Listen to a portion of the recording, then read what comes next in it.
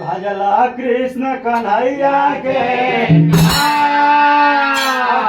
कि कवना फेर में रहला धन दौलत रूप